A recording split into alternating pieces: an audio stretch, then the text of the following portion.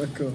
Nous sommes de retour donc pour la seconde partie. Nous sommes rejoints par Dominique Alizio, directeur de publication de Chronique de la Semaine. Dominique, bonsoir.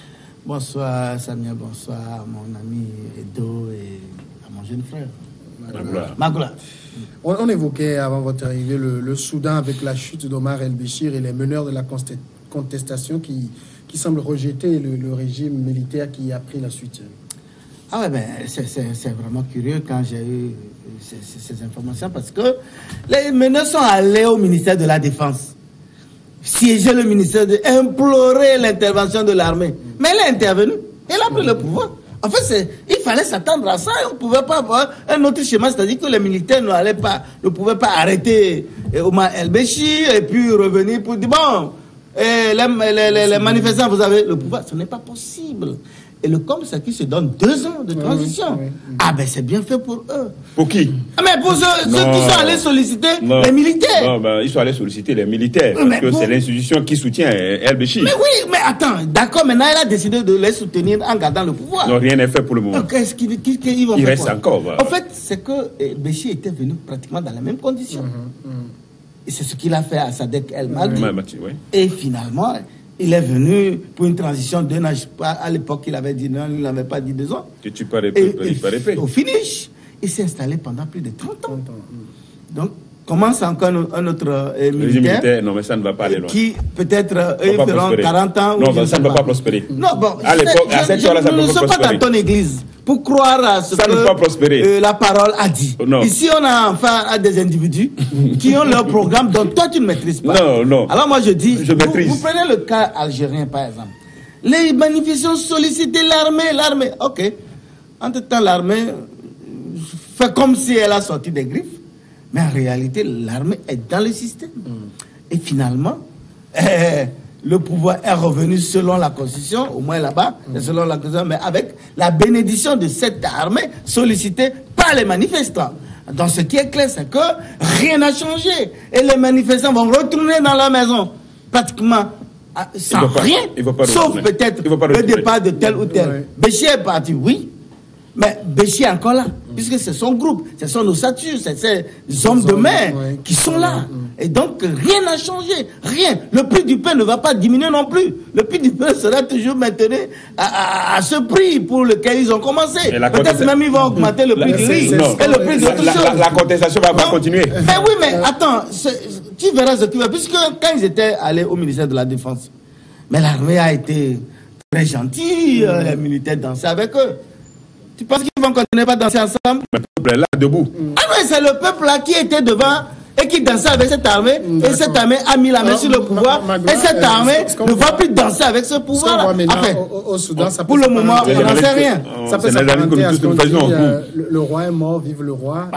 Oui, parce que c'est tout un système en réalité. Oui, c'est comme ça que ça doit être. Et le président est parti, certes, mais il faut reconnaître que le système, il est bien enraciné. Et c'est ce que le peuple rejette. Voilà. Mais il faut être objectif également sur le coup en disant que ce n'est pas aussi facile comme cela de vouloir rejeter et le président et tout le système, parce que le système, ça fait quand même 30 ans que ça dure. Même dans les maisons, le pouvoir est tentaculaire, le système est tellement tentaculaire que ça se retrouve du haut du sommet de l'État jusque dans les maisons. Est-ce qu'on, même dans l'administration, est-ce qu'on va vouloir envoyer tout ce beau monde? Je ne crois pas. Donc je crois quand même qu'il faut mettre une bonne dose de raison dans ce que nous faisons. On a sollicité l'armée, elle a intervenu certes, mais il faut aller pas à pas. J'estime et je suis d'accord avec la population quand elle dit que 2 ans de transition c'est trop. Moi également, je ne crois pas que ça soit raisonnable qu'on impose 2 ans de transition. Pourquoi faire? Il peut même aller à 3 ans. Mais à 3 ans, il faut qu'ils mais quand même, il faut reconnaître qu'il y a ces élections ne sont pas organisées. C'est pas un plaisir. Il y a un malaise social profond. Il y a un malaise social dans le pays. Et ça permet aux militaires de prendre le pouvoir. Et les militaires ont intérêt à faire les choses en telle sorte que les gens puissent, en tout cas, la tension puisse rabaisser dans la population en faisant quoi? En diminuant le prix du pain, par exemple, le carburant. Il y a également d'autres mesures qu'on peut prendre qui puissent apaiser les cœurs. Voilà. Donc, je crois que oui, ils ont déjà commencé une étape, mais il leur revient maintenant de prouver aux gens que oui, le président par exemple, la formule que nous disons tout à l'heure, le roi est mort, vive le roi. C'est à eux maintenant de démentir cela en prouvant que oui, hier, nous avons appuyé le président, mais à un moment donné, il faut pouvoir dire stop. Et nous avons estimé qu'il est temps de prendre position pour le peuple. Non, il faut, on ne peut pas en finir. On ne peut pas décimer. On ne peut pas en finir avec l'armée, le système. Maintenant, il faut quand même que la composition soit mixte, avec la société civile, avec l'opposition. Là, il faut un gouvernement au moins de transition. Pas seulement le conseil militaire, parce qu'on ne peut pas s'en tenir seulement au conseil militaire. Le peuple, en disant qu'il rejette le coup d'État et il veut le départ de tout le système, ce n'est pas aussi objectif. Ça, il faut sincèrement, ce n'est pas objectif. Parce que, comme elle a dit tout à l'heure, l'armée, le système a poussé des tentacules du sommet jusqu'à bas. Et ça ne peut pas être du coup. On ne peut pas du coup en finir avec ce système. Donc, c'est l'euphorie toujours du peuple. Ça, c'est le peuple est dans son euphorie pour avoir fait partie, avec le soutien de l'armée, fait partie de Béchi. Maintenant, il faut revenir, il faut être objectif. Mais il faut que l'armée aussi sache que maintenant, elle doit avoir une autre vision de gouverner, à ce sens que la société civile est là, et l'association des professionnels soudanais, qui a été même la source de cette contestation, puisse participer à un gouvernement. Et là, on va remettre la constitution, on va refaire une constitution, le code électoral, donc mettre tout en place un système pour faire partie pour amorcer un processus démocratique qui puisse combler l'attente de tous. Mais il faut quand même que le malaise social, il faut revoir, il faut repenser le malaise social. Si le malaise reste encore tel, je vois que la contestation va. Vous savez, le problème, le malaise social dont nous parlons, par exemple, le Soudan ne cultive pas du blé. Le blé est importé. Et le blé, sur le marché international, le prix a flambé. Ce n'est pas qu'Omar el-Béchir a décidé, par méchanceté, d'augmenter le prix. Il faut subventionner. Mais justement, avant l'État subventionnait, parce que l'État soudanais avait des puits de pétrole au sud du Soudan. Mais entre-temps, les Américains ont divisé ce pays en deux pour bien s'occuper, ou bien les Occidentaux, je dis les Américains, ils sont les mêmes, pour bien s'occuper de ces puits avec les Sous-Soudanais, en imposant une guerre civile qui n'en finit jamais. Alors, du coup, le pouvoir soudanais n'a plus les moyens pour subventionner ce qu'il subventionnait avant. Et donc, forcément, même aujourd'hui, un président élu... C'est juste un alibi pour dire qu'il n'a pas de moyens. En quoi? Attends, s'il y a quelqu'un... Avec la même mise sur les richesses, le peu de richesses... Laisse tomber tout ce c'est des slogans. Moi, je dis... Non, mais comment le pays, ça, c'est la réalité. Un budget. Je vous dis que le pays... Quel budget? Avec Soudan, c'est un budget. Attends, est-ce qu'il peut me laisser finir? Ils ont un budget, là, le Soudan. Moi, je dis, évitons d'être aléatoires ou bien d'être... Non, pas du tout. Soyons vraiment rigoureux. Le pouvoir, c'est autre chose. Quelqu'un élu président du Soudan, avec le prix actuel du blé, avec le prix actuel du pétrole, ne peut rien. Soit tu coupes et finalement tu n'as plus le budget pour payer les fonctionnaires, pour faire certaines actions sociales et les autres. Moi, je vais vous donner un exemple. Il faut d'abord la gouvernance du Soudan. Était dans l'opposition, il battait campagne. Il a dit quoi? En ce moment, ça coïncidait avec la flambée des prix des produits et dû au prix pétrolier très élevé. Il a dit non, que quand lui va venir, il va baisser tout ça là. Mais quand il est venu, il a pris un décret, tout en sachant que ces produits, notamment le riz, l'huile et autres là, sont assujettis à des produits importés. Maintenant, s'il devait faire œuvre utile, il devait baisser les prix de la douane, le prix des impôts et permettre peut-être à ces commerçants de réduire. Parce qu'au niveau de l'UEMOA, il y a une directive qui interdit donc que l'État s'immisce dans la fixation des prix des produits. Dans l'UEMOA, c'est clair et net comme ça. Donc, il savait qu'il ne pouvait rien à cet effet. Mais il est venu, il a dit, ouais, moi, je vais le faire. Il a sorti son ministre, a fait un tour dans le marché, et puis, plus rien. Les prix sont restés comme ça. Parce qu'il ne peut rien. Soit il coupe, il diminue les prix de la douane et des impôts, il n'a plus grand-chose. Dans la cagnotte, dans le budget, pour mener ses actions, ou son plan de gouvernance qu'il a mis en place, où il est obligé de laisser comme ça, avoir les moyens, même augmenter. Et pour pouvoir... il faut laisser les peuples faire quand même l'expérience de changement du pouvoir, de la tenance. n'est pas une mauvaise chose, ça, je suis d'accord. Mais cela ne voudrait pas dire, parce que quelqu'un va arriver, alors du coup, ce que les populations réclamaient, tout. Non, ça n'est pas évident. Je suis en partie d'accord avec le développement de Dominique, mais je relève également que, entre-temps, je dirais même que le président Béchi, parce qu'il y a l'autre Bachar de la Syrie. C'est les deux. Voilà. L'autre Béchi. Voilà, c'est les deux cas. Donc, je disais que, comme l'ancien président Yadema le disait, si le mur n'est pas fendu, le lézard ne va pas rentrer dedans. Quand il dit quelque part que c'est l'Occident qui a imposé une guerre civile à ce pays qui n'en finit pas, je dis... Je parle du Soudan du Sud. Oui, bien sûr, Soudan du Sud. C'était les mêmes pays au départ. Oui, bien sûr. Voilà. Mais qu'est-ce qui a amené tout ça? C'est quand il y a une partie de citoyens qui ne se retrouvent pas dans la gestion faite du pays, mais à un moment donné... C'est vrai, c'est un fait. Mais ailleurs, il y a des cas comme ça, mais les Occidentaux n'ont jamais soutenu la partition du pays. Mais là, ils l'ont fait parce qu'il y a beaucoup de puits du pétrole là-bas.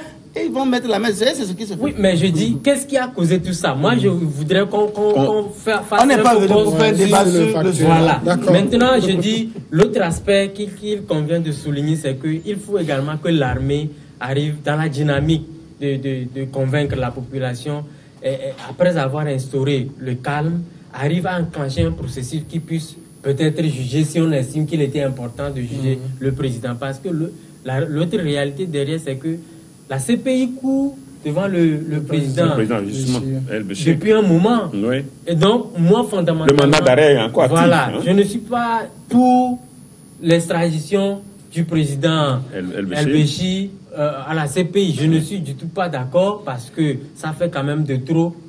Les chefs d'État africains. Voilà, donc il nous revient maintenant on va quitter à ce conseil. Cette histoire de la CPI, parlons-en. Quand le Soudan a été, on lui a refusé le visa d'aller aux États-Unis pour aller poursuivre ceux qui ont commis des crimes, les Américains qui ont commis des crimes. Au même moment, c'est les Américains qui demandent à la CPI de prendre Béchi, c'est qu'il y a un vrai problème. On va passer au second sujet, c'est l'Algérie. L'armée algérienne veillera à la transparence et à l'intégrité de la mission politique qui doit mener à la tenue d'élections présidentielles sous 3 mois, déclaré mardi le chef d'état-major, le général Ahmed Gaïd Salah, tout en s'engageant lui aussi à ce que donc l'armée veille à la transparence et à l'intégrité du processus de transition.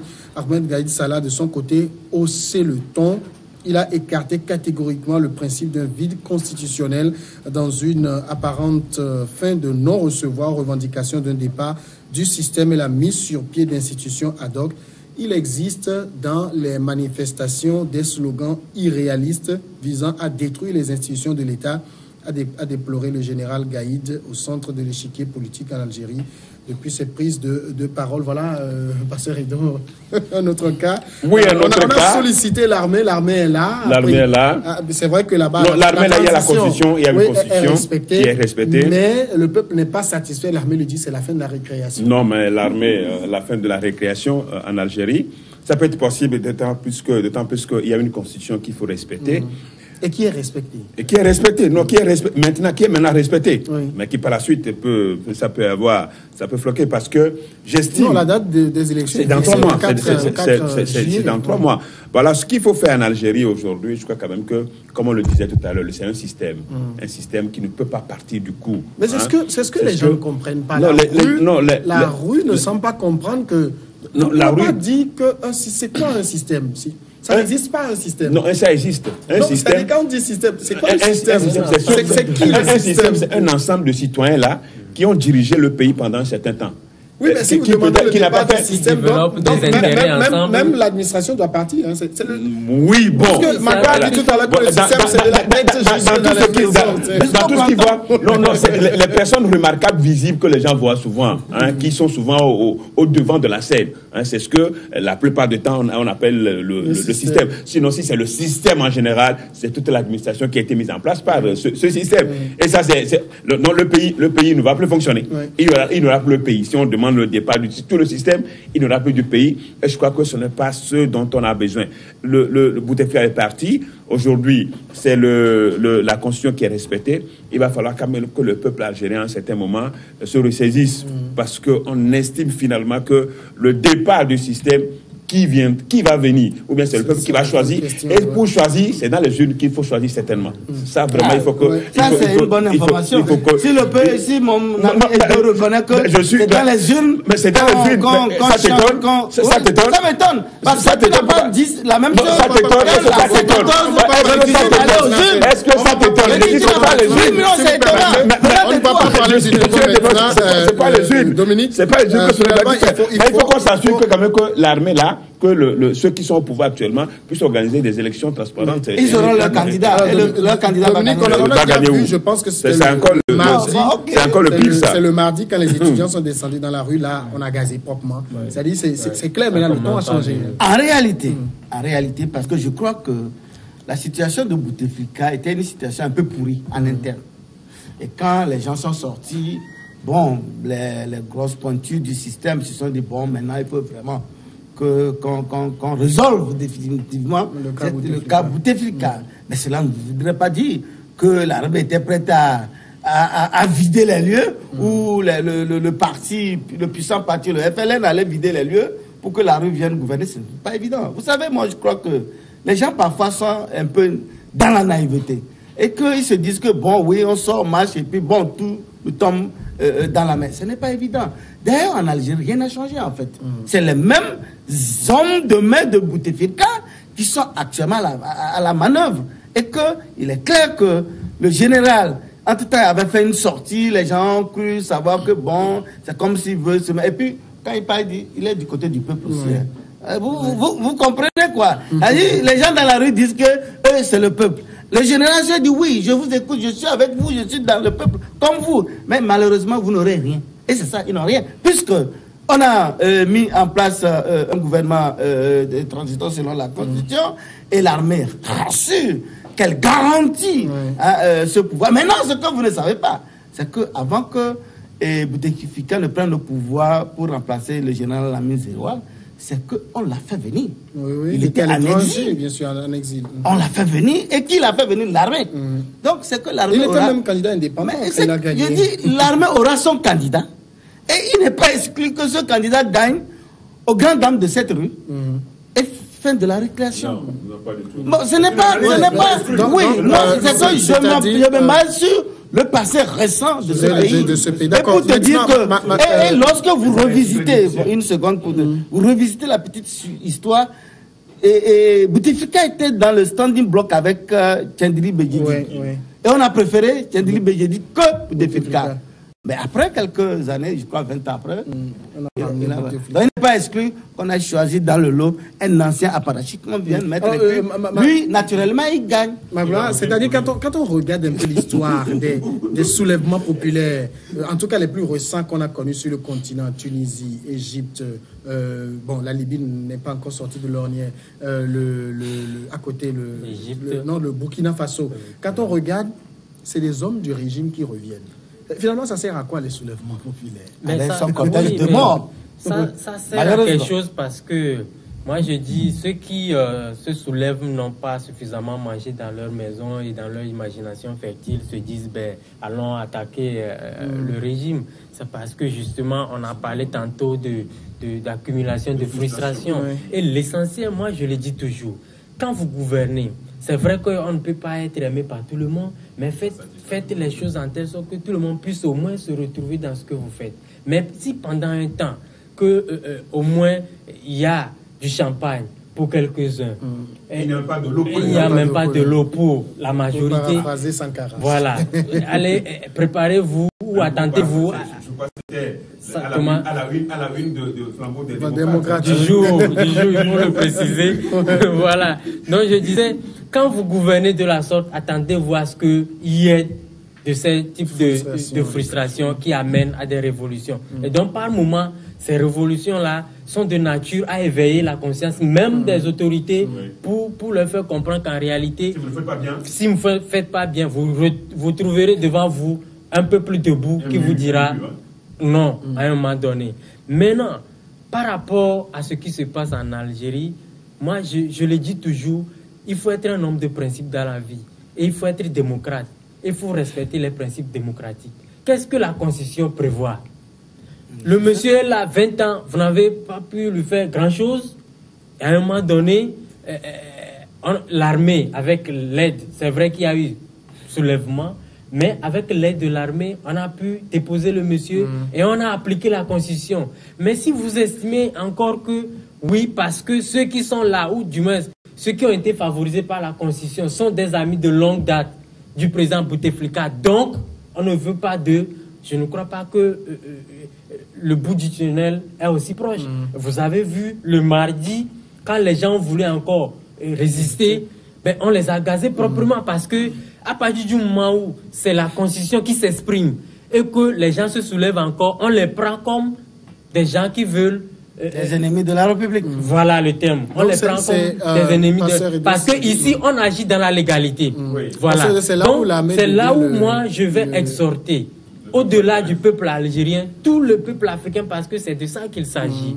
Quand vous faites confiance, on sait très souvent qu'en Afrique, les pouvoirs sont appuyés par l'armée. Mais quand à un moment donné, une armée a pris conscience de tout ça et décide de mettre fin à la récréation, appuyer cette armée. C'est là où l'armée devient garante de l'intégrité territoriale. Oui, on peut l'accepter ainsi, mais en période, on estime qu'en période de crise, il faut quand même faire une parenthèse sur la Constitution. C'est ça, puisque ça fait longtemps, quand vous écoutez les spécialistes de l'Algérie, disent pendant longtemps, Bouteflika et l'armée n'ont jamais respecté la Constitution, et que ce n'est pas en période de crise qu'il faut respecter cette Constitution. Sinon, moi, de principe, moi, je suis pour le respect de la Constitution. C'est tout à fait normal. C'est cela même qui donne de l'envol de la force à la démocratie, à l'expression démocratique. Mais maintenant, le peuple algérien seul sait ce qu'il est en train de faire. Nous, on est en train d'analyser. Mais aujourd'hui, comme les révolutions sont de mode en téléchargement, c'est-à-dire un peu partout dans les pays où les gens gouvernent avec des mains de fer, ils ne veulent pas quitter, ils veulent s'accrocher, ils veulent rester au pouvoir, continuer par changer les constitutions et s'éterniser au pouvoir. Donc aujourd'hui, la révolution, les concessions populaires sont devenues de mode en téléchargement, et il va falloir quand même que ça serve de leçon aux autres pays pour ne pas trop tirer sur la corde, parce que quand il y a aujourd'hui la constitution, il faut que les partis politiques, les leaders, les acteurs politiques se préparent pour aller affronter. On écoute rapidement Dominique. Je crois que les deux n'ont pas répondu vraiment à ta préoccupation, qui concerne que dans tous ces mouvements-là, finalement, les manifestants ou bien ceux qui s'offrent en holocauste n'ont rien obtenu. En réalité, ils n'ont rien. En réalité, est-ce que tu peux me laisser passer? Puisque, par exemple, quelqu'un qui dit, il a dit tantôt, les gens, d'autres boivent de l'eau non potable, d'autres boivent du champagne. Oui, ça c'est vrai. Et ça, c'est le système capitaliste qui a ainsi fabriqué le monde comme ça. Au moment où quelqu'un est... Bon, actuellement, le monde est tenu, je crois, le budget de 20 hommes d'affaires font pratiquement le budget mondial. Bon, voilà comment un groupuscule d'hommes sont multimilliardaires et à côté, les gens ne trouvent même pas de quoi manger. C'est le monde qui est ainsi. Maintenant, celui qui te dit, toi, sors, va affronter le militaire, on peut te tuer, c'est pas grave, c'est bon, tu iras au paradis. Oh, lui, il se cache quelque part.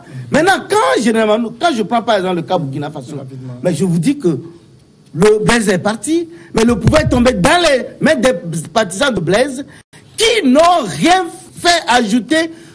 Ils n'ont rien ajouté au peuple burkinabé qui avait des besoins sociaux. Ils n'ont rien obtenu. Alors ils n'obtiendront rien. C'est ainsi partout. Tu vas en Algérie, au Soudan. C'est pourquoi je dis au Soudan, ce n'est pas évident. Si le prix du blé est maintenu à son prix actuel,